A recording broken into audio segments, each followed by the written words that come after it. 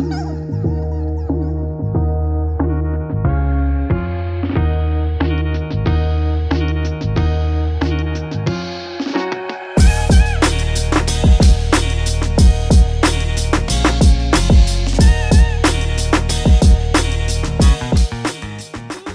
to the Steelmen Podcast, where we take a 15-minute look at a news story and try to have an honest conversation about it. We're the Steelmen. My name is Will, and with me is Jay. Say hi, Jay. What's up, Will?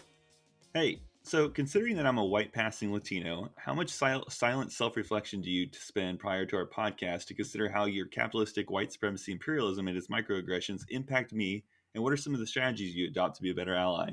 Not at all and nothing. Today we're going to talk about a 12-step recovery program being held at the University of Minnesota by a Christina Combs. It's supposed to help people recover from their whiteness. Today we're going to have you, Jay, read over the 12 steps and we're going to talk about it. Okay, are you ready? Yes. Okay, I don't know if I am. I am a purely white guy, so this is pretty scary. Well, I was actually thinking since I am Latino, that maybe I only have to do like 7 of the 12 steps. Yeah, but hey, no, I think most of these people would agree you pass for white enough that you're still a white supremacist. You're just a white supremacist Latino, I think. Like, you remember that movie Black Klansman? No. That's kind of... I do know that, like, depending on the argument, I'm Hispanic, and depending on the argument, I'm white passing enough that I don't count as Hispanic. It just depends on whoever I'm arguing against, that how they view me. Of course. Okay, so let's go through these 12 steps. We're going to assume that the 12 steps do apply to somebody who has white supremacy issues or some sort of subconscious bias against people of color. We're going to just grant them that is the case as we go through this list. So, number 1, we admitted that we had been socially conditioned by the ideology of white supremacy. Yeah, like I said, we're going to assume that is the case with everybody. And if it is, then step 1, admitting you have a problem. That makes sense. Okay, step 2, we came to believe that we could embrace our ignorance as an invitation to learn. How about that one? I think that is basically intellectual humility, and I would think that would be your step 1, but fine. It's a great step. I wonder why you wouldn't start with that and then move on to your premise. Right on. So let's go to step 3. We develop support systems to keep us engaged in this work. Yeah. Hey, if we're going to get over an addiction or a pathological problem, we have to have people around us that are helping us with that problem. So that makes sense, right? It makes sense. I would think you would build your support after, I guess, you address the problem, but I mean, it's fine.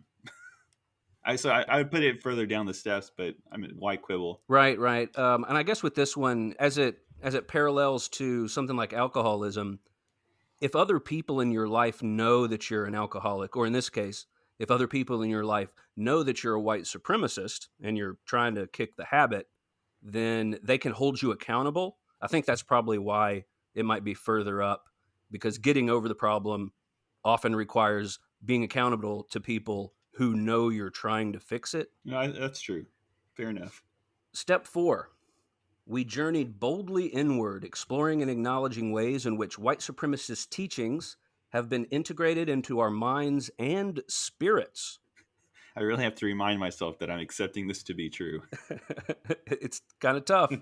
Yeah, this is another one that is pretty good on its face. And if we are assuming that white supremacist teachings are prevalent and have just been embedded deep within us, looking inward is never really a bad idea. Let's go to step 5. We confessed our mistakes and failings to ourselves and others. Another good sentiment, don't you think? Yeah, I think it's really important to have that. Unfortunately, I think if we look at how these programs work in the real world, it ends up being kind of like a Maoist public declaration of guilt. But the sentence itself and the meaning behind it, as I interpret it, seems legit. True, agreed. Step 6. We were entirely ready to deconstruct previous ways of knowing as they have been developed through the lens of white supremacy. This one is a little a little repetitive. It just means the same thing as some of the earlier ones we've already mentioned, just as far as understanding that we are indoctrinated in a way. If they were going to make it 12 steps, they had to, you got to fluff a little bit probably. Yeah. Number 7, we humbly explored new ways of understanding, proactively seeking out new learning, and reconstructing a more inclusive sense of reality. This is a little bit more of the same. Step 8, we committed ourselves to ongoing study of our racial biases, conscious or unconscious, and our maladaptive patterns of white supremacist thinking. More of the same there. I'm just going to move on to number 9. We develop strategies to counteract our racial biases. So now we're finally getting to some sort of action. Yeah. Now, I don't know what the strategies necessarily are for this program. In step 9, they're one of the journalists interviewed her, and she said in this step, Combs talked about thinking about people of color positively. She said that one of her members, when she sees black people out in public, will repeat out loud to herself, "Hello, my brother. Hello, my sister. Hello, my sibling." This repetition, she said, is private and non-destructive to those around her. That's like so pathetic. Well, I wonder. It's so weird. Like, yeah, well, she says say it out loud. So she's actually saying it out loud, but she's assuming that it's non-disruptive. So is she whispering it? yeah, I guess people probably think she's just crazy, just talking to herself. All right, step 10. We embrace the responsibility of focusing on our impact more than our intentions in interactions with people of color. What do you have to say about that? 100% hate this step, and I think we'll talk about this once we're done. Number 11. We engage in daily practices of self-reflection. Wouldn't you agree that we should all engage in practices of self-reflection? Yeah, it's so bland, but I guess true. Like, how are you going to argue against that? Right. And then, finally, step 12. We committed ourselves to sharing this message with our white brothers, sisters, and siblings in order to build a supportive recovery community and to encourage personal accountability within our culture. Yeah, preach, my brother, preach. You got to spread the word. So that's the 12 steps. So we're going to grant step 1. Admit you have a problem. The problem being white supremacy infecting everything you do. So what about it? What do you think? Do you think that the program will be effective at fighting white supremacy? People who are genuinely white supremacists, it has no chance. But I think the program is geared more towards people who are subconsciously racist, right? And of course, there are people who are subconsciously all sorts of things. And a ton of white people in the United States have subconscious biases. Granting the premise is tough to do when you can recognize that so many people genuinely treat people fairly. And to change the definition of racism or white supremacy to mean even when you accidentally do something subconscious, that makes you just as bad as a traditional racist or white supremacist. That's something that's tough for me to swallow. There should be a difference. We're starting to use those terms to mean things that they never meant before, which is, I guess, I don't know. That's what makes the whole thing so provocative, I guess. When you call someone a white supremacist, and I think Christina mentions this in one of her comments, is that the term white supremacy is jarring. No one wants to think of themselves as a white supremacist, but I think that's part of the gimmick, is that you get people to pay attention to you by calling them the worst thing you can call them, and then change the definition of it to meet what you mean instead of what they think you mean when they say it or when you say it.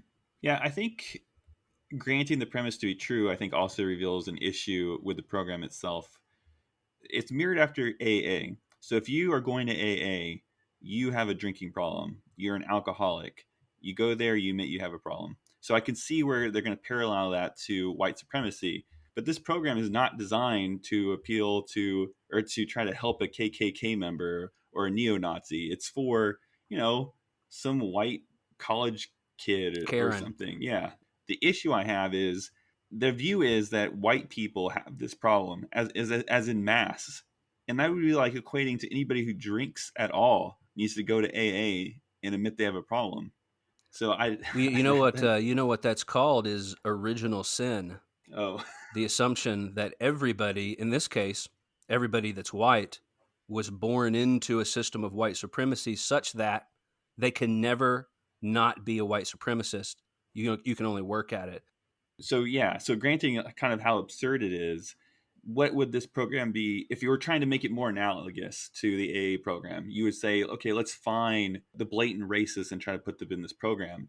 And I just don't think a blatant racist would be able to go through this program like an alcoholic can go through AA and be, I guess, quote unquote, redeemed in the same way. I think if you took just an old guy that might have backward views that are racist and put him in this program, I think it would have the opposite effect.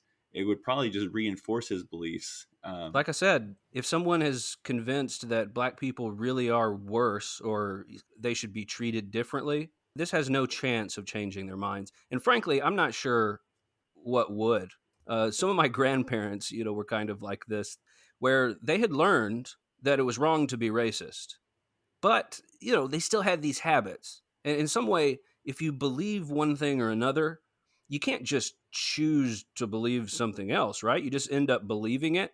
I mean, I think there's definitely white supremacy lurking, but I don't know. I kind of feel like those people just need to die off. Yeah, die off before, or at least expose themselves to like other cultures. Because I'm sure if they got to know people of different cultures, I think they would be more accepting and they would change their mind. So yeah, I agree. My least favorite part about this whole step program was step 10, like we mentioned earlier. And I think it's because it treats people who aren't white as being incredibly weak. She says in her comments that it's unacceptable that white people want to sit and clarify what they didn't mean it, that they didn't mean it, and that someone else misunderstood them, while BIPOC siblings are living with the impact. It makes it sound like people who aren't white can't have a normal conversation because they're suffering from so much trauma. And when I think back, there's a part where she says in step 4 that she doesn't like to call microaggressions micro because they hurt. It just again comes off as like being extremely weak. Like somehow white people can have these conversations. They can take on microaggressions because they're somehow strong, and other people can't. I mean, that's what I get from it. I know that she and many people who support this won't argue. They'll argue that's not what they mean, but that's what they're saying. Like, that's what they're implying. And I find it absurd and I find it insulting.